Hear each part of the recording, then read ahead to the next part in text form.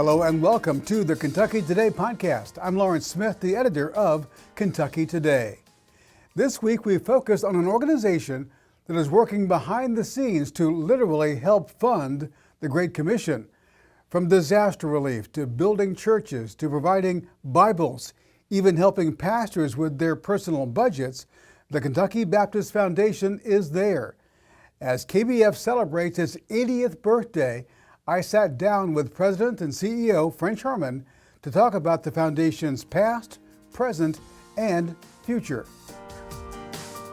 Dr. Harmon, the Kentucky Baptist Foundation is celebrating its 80th birthday, so happy birthday to the Foundation. And even though you've been around 80 years, there may still be people who are not familiar with KBF and what you do. So first, talk about what the Kentucky Baptist Foundation is and what your mission is. Well, thank you, Lawrence, and thank you for having me on this podcast. I listened to it myself, and so we are thankful to be invited.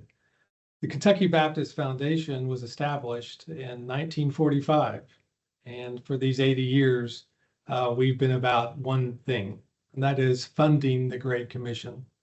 And we've been blessed over the years to manage millions of dollars for the glory of God. And so we like to think we do three things. Number one, we have socially screened investing. We try to assist churches, institutions, individuals, knowing that their investments are going to be with the same values that we preach and teach from the pulpit. And so this is very important to so many Kentucky Baptists. Secondly, we help individuals and institutions and people connected with institutions and agency and the convention with legacy building and a legacy presence. And we want to make sure that a person can make a will and perhaps include their church in it, or so one of the other mission organizations, to make sure that they have money that at the end of their life, it's going to go to help build the kingdom. And thirdly, we assist congregations and also just share information about stewardship. And so we want people to be grounded in the Word, but also to share principles from God's Word about how to handle money. And so those three things are the areas we try to spend most of our time with. Obviously, there are other things that come up and we're involved in, but we try to do those things really well. We're going to break down some of those things as we go along more specifically. But first, let's talk about you. How long have you led the foundation and how did you come into this role? Well, I became the president of the Kentucky Baptist Foundation in May of 2020. And previous to that, I was a pastor and during COVID. During COVID, I can remember it well. It was an empty boardroom when we were meeting with the KBC right here. But I was a pastor, a lifelong learner. And so in my training, the Lord kind of directed my path to not only get theological education, but leadership training. And I have a certificate in nonprofit management. And so the board reached out to me, the KBF board reached out to me. We had conversations. And the next thing you know, the Lord directed me here. It's really exciting to be the president and chief operating officer, or chief executive officer of the Kentucky Baptist Foundation, because we get to see how money and how investments can expand the kingdom. And last year, the KBF, we were blessed to help build and dig 50 water wells in Southeast Asia.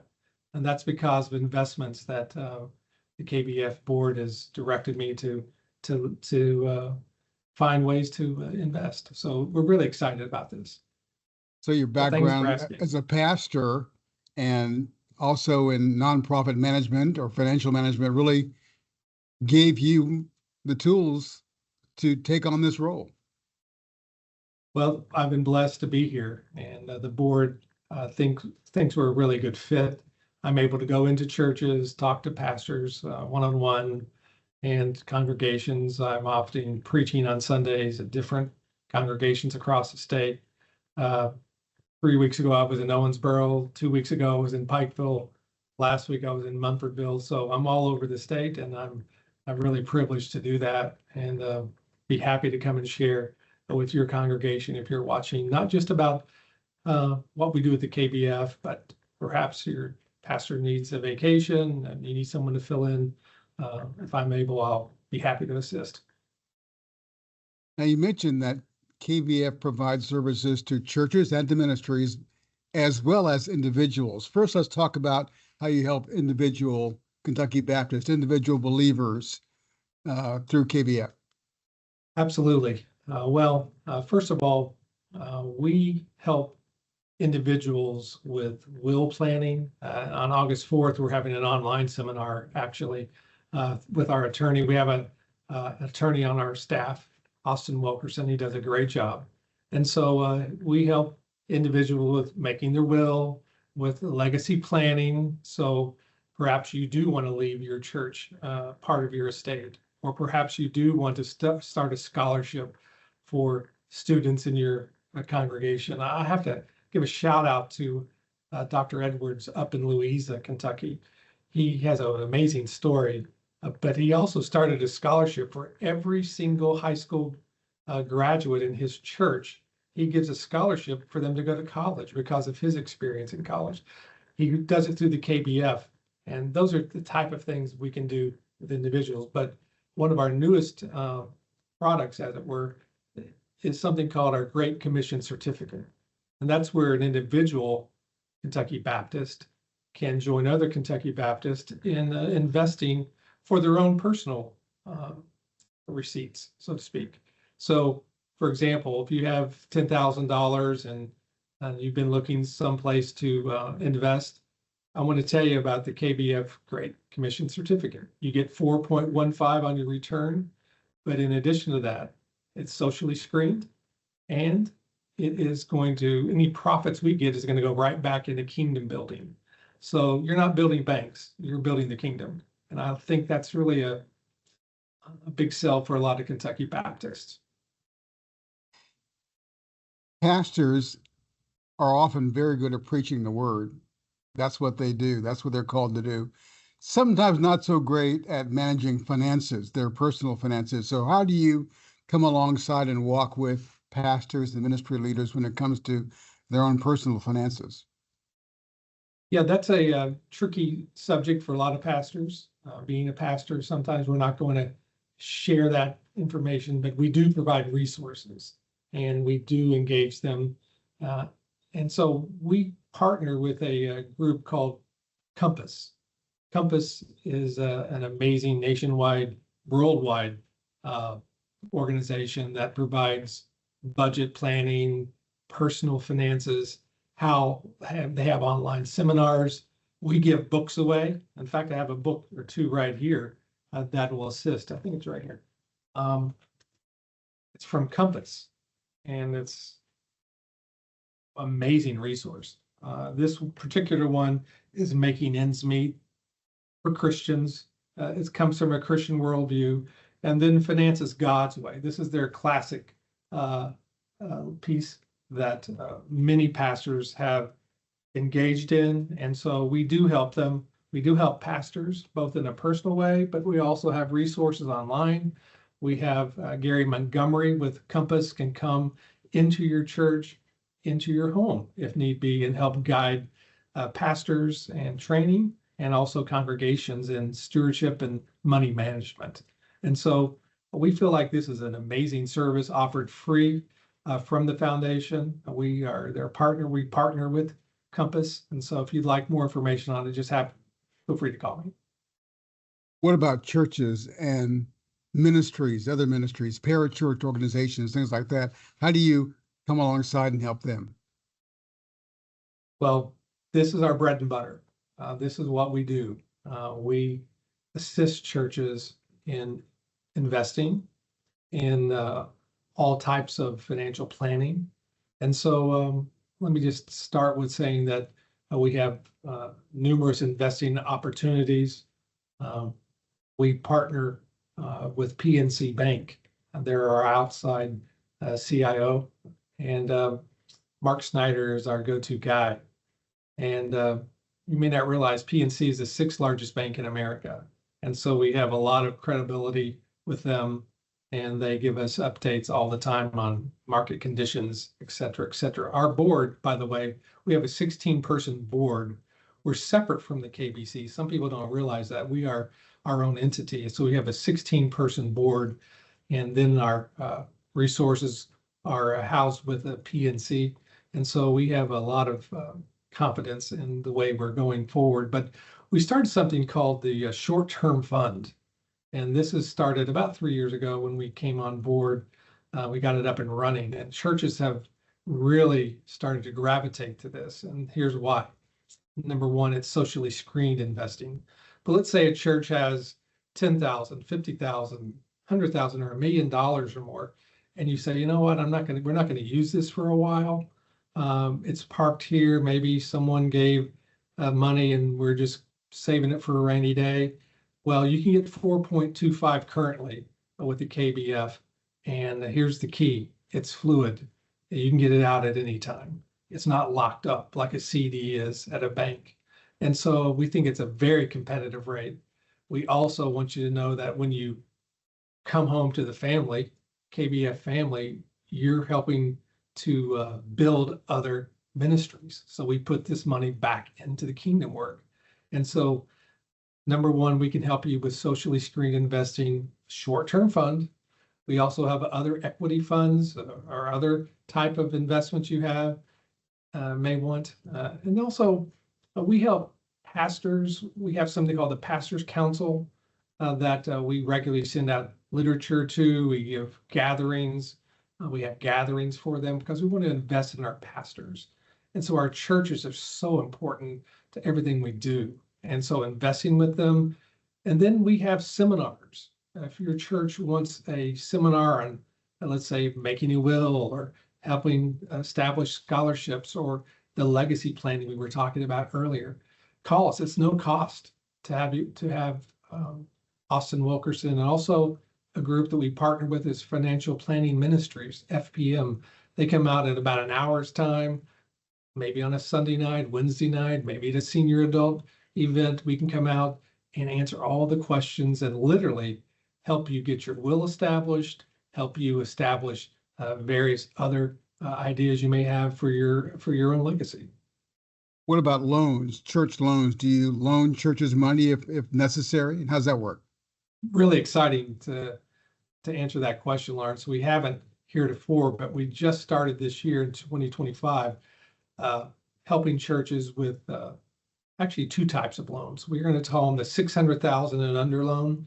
And we partner with a group out of Oklahoma called Water's Edge. And you come through us and then we work it out. And these are church-friendly people. You know, many banks don't even do church loans anymore. It's just very challenging for banks to take on church loans for whatever reason. But this is a group, Water's Edge. It's church-friendly. It also understands how church works. It's Christian-centered. And we closed our first loan last week. And and we have several other in the hopper, so to speak. And so for the 600,000, when you need if your HVAC goes out or you have a small renovation project, 600,000 is still a lot of money. But for banks, they don't want to get involved in that. But then if you're going over 600, then maybe you're wanting to build a new building or maybe an addition, et cetera, et cetera. We have a group, BCLC, out of Texas, Baptist Loan Corporation, and they are also amazing vendors to work with. They understand how church works. Lowell Ashby, who used to work at the KBC, he's now involved in the Kentucky area.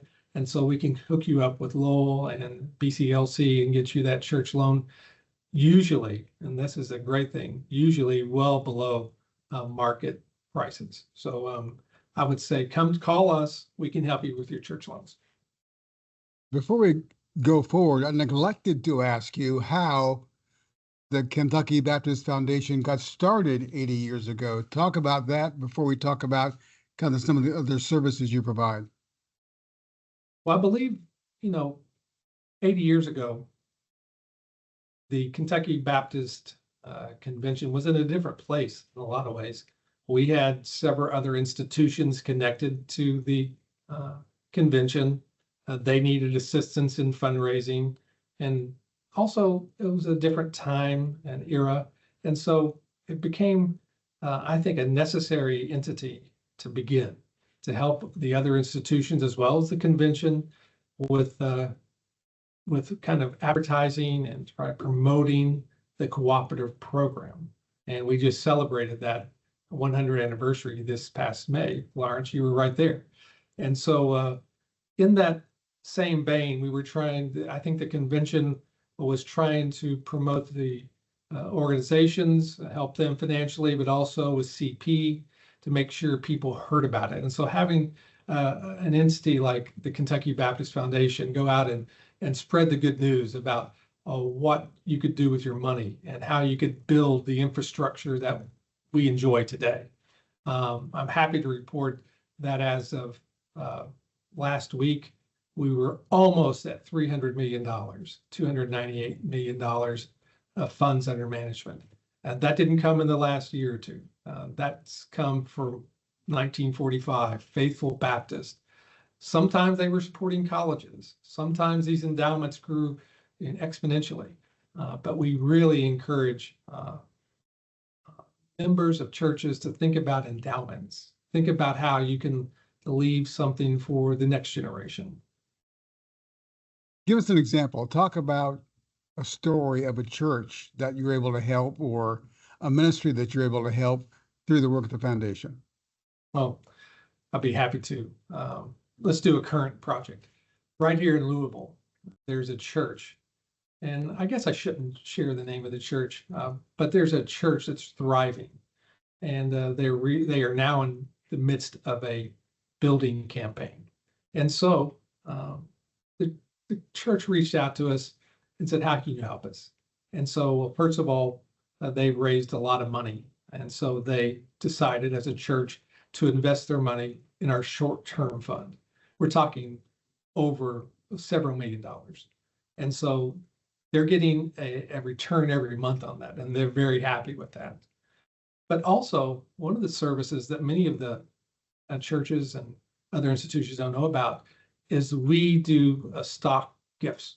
And so we can process your stock gifts at no charge. Our board wanted to make sure that there's no cost for transitioning a person that's been blessed with a healthy return on their stocks. We can process them and then send them on. And so this particular church had several donors that were using stock gifts. And so being able to add that to their funding in a very cost-effective way, obviously zero, is very beneficial to the church. And so they're taking that money out as they need it, and they're very happy, I can say.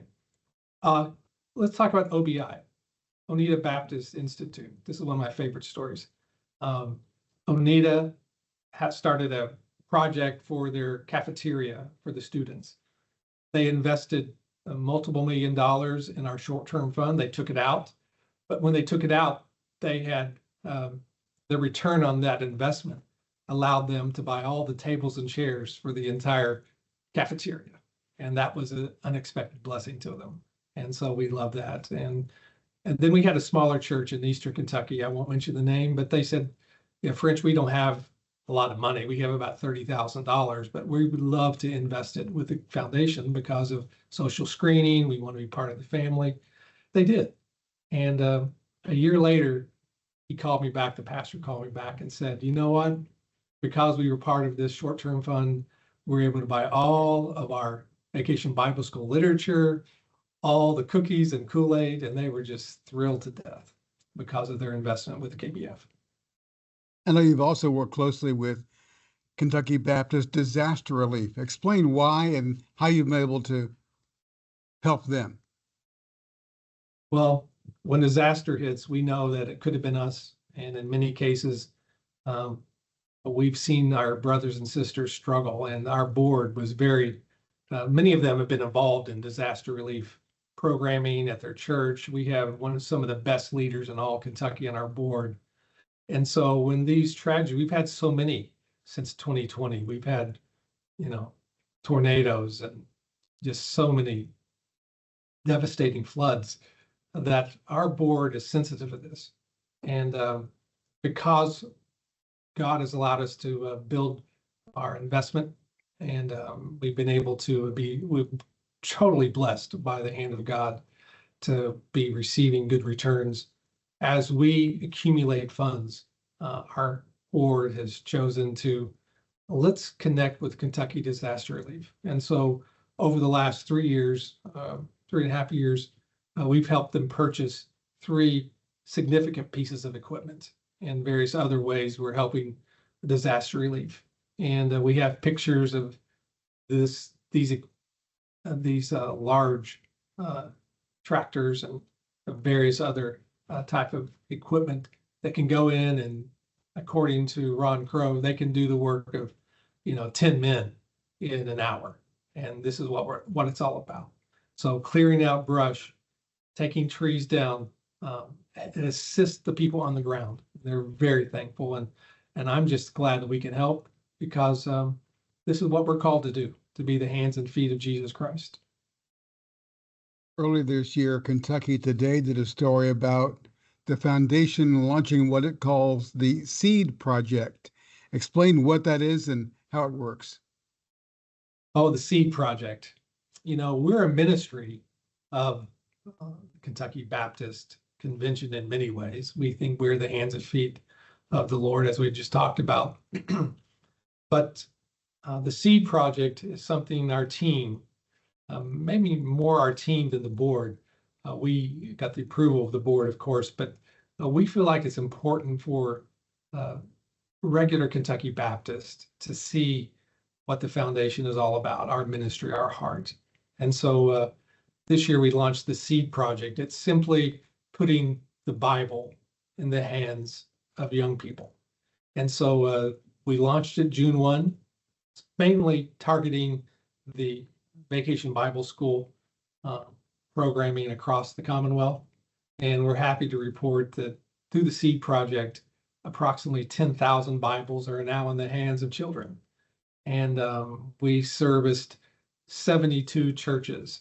And this has exceeded our expectations. We had a goal of 50, and we got the word out through the Kentucky Today. Thank you for that article. In other ways, through our Association of Mission Strategists, and various pastors inquired. And just think about it. I have some pictures that they were sent to me of children holding up their Bibles. And one particular church director wrote me and said that they were going through a transition. This was the first week that their pastor was on board. It was VBS week, his first week, but everyone got their Bible. And she said some of them didn't even know what a Bible was, so to speak. And so she said at the end of the week, 7 children received Christ. And that's what it's all about. So seeds, we put them in the ground. We never know where they're going to land and when you're going to need that Bible. But the children and some of the homes will have Bibles for the first time. That's one new project. What else are you looking at going forward? But we have some big initiatives, actually. We're getting ready to, I guess I'm announcing them here, but they're going to be fleshed out here in the next few months. But perhaps the biggest potential mover for the KBF will be the receiving of real estate. This is going to be an area that we're going to announce, particularly at the annual meeting, but we're going to ramp up our advertising, let people know that the KBF can now receive and real estate gifts. Maybe you have a property that you're not using. Maybe you have other type of properties that you would like to give for the glory of God. We can receive them. In most cases, give you a healthy tax deduction that you can use for this calendar year or whenever, if you have a donor advised fund established with us. So we are going to start receiving real estate, and we think this is going to be a big mover for the KBF. Just think about it. You have properties that the Lord's blessed you with. but you don't have an heir. Maybe you do have people that are interested, but you want to make sure it's going to go for the glory of God. Give it to the KBF, and we'll make sure that your wishes are what you want. Also, let me just say, churches, church buildings. We're seeing, unfortunately, some churches that can no longer be a viable organization. This happens, unfortunately, but sometimes churches merge and there's a building left somewhere. We would like to make sure that churches and organizations know if you want to donate that old church building to the KBF, we'll work with KBC if we can get a church plant in there, or perhaps sell it and use it to spread the gospel around the world. So I'm just putting that out there. And so we want to make sure that people know that real estate is, it's being advertised in a lot of other civic organizations and other good meaning organizations. But just think about giving your real estate if you're not going to use it for the glory of God. And so we're going to begin that program in the fall. Second area of these new initiatives will be some we're calling events, the KBF events. We're going to be hosting several events over the next years, hopefully. And we're talking about major events that may be a little too big for the KBC to get into, but maybe having someone at the Yum Center, or hosting a Christian concert downtown Louisville or in Lexington. We're looking at having events that are going to bring our Kentucky Baptists together, but also be an outreach to win people for Christ, working with the evangelism team, but making sure that the gospel is being preached and taught and sung in some cases. So we're going to be involved in events, and we're really excited about this. We've been inquiring with several artists and Christian singers and groups. And I think that this is a little tricky. I understand that, but my heart's pure on this. We just want to get the gospel out. We want to make sure that we can do outreach with this. And then our third new initiative for this year is something we're called the Baptist Business Roundtable. And we really are excited about this because the BBR, as we call it, is going to try to reach out to Baptist business leaders, men and women, and help them understand Christian principles and leading business, and also give them monthly newsletter and engage them in events that we're going to have for business people. And so we think this is our lane. Dr. Gray's really excited about this, that we can engage Baptist laypersons in understanding Christian principles and also understanding about the foundation, how they can engage with us and how we can help them and they can help us. So getting involved in this great state of Kentucky, the Commonwealth, helping these business leaders with Christian principles. We've already had a lot of interest in this, as I've just mentioned it a few places. And so if you're a business person looking to connect and to be with other Baptist and business leaders, learn more, keep growing, but also put Christ in your business in a real tangible way, I think you'll be thrilled to join the BBR. Hey, just admit it, Dr. Harmon, you're taking over the world. That's what you're doing. So Well, we're trying to do what the Lord wants. Indeed, indeed. Last question. You're celebrating 80 years. What do you pray that the foundation look like 80 years from now, should the Lord tarry? Wow, what a question. First of all, if the Lord tarries, I don't know if he's going to tarry, but that's what we look forward to. It's something we should look forward to as Christians, the Lord's return.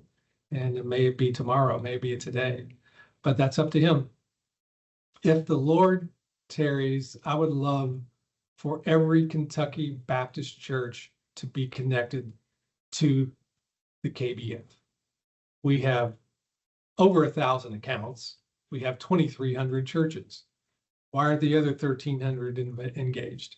And so we'll be trying hard to connect with all of these Baptist churches. All of our institutions are engaged. I think that's a great endorsement. But I would love to see, instead of 300 million, 80 years from now, we're in the billions of dollars. And because we're coming together, we're seeing that, when we work together as a family, when we pool our money, God can do amazing things. And my job as president is to spread that news that come home to the family. Why are we giving secular society the benefits of just investing? Maybe you should do some with us. So I'm spreading that news. But in 80 years from now, I want this to be a very unified organization that churches and Baptists see the foundation as their go-to organization to invest, to help in their legacy planning and stewardship education. If I can get that word out today, and then it continues on 80 years from now, wow, that would be fantastic. Real quick, what's your website so people can go find more information? That website is www.kybaptistfoundation.org. .org. Dr. Harmon, thank you so much. Enjoyed the conversation and really appreciate the blessing you are to Kentucky Baptists. Lawrence, it's a joy to be with you. Thank you. As the Kentucky Baptist Foundation expands its service, you'll read about it on KentuckyToday.com. And while you're there, sign up for the Morning Briefing, our daily news digest email. And for more on the Kentucky Baptist Convention and the cooperative program that makes this podcast possible, go to kybaptist.org. Lord willing, we'll see you next time on the Kentucky Today podcast.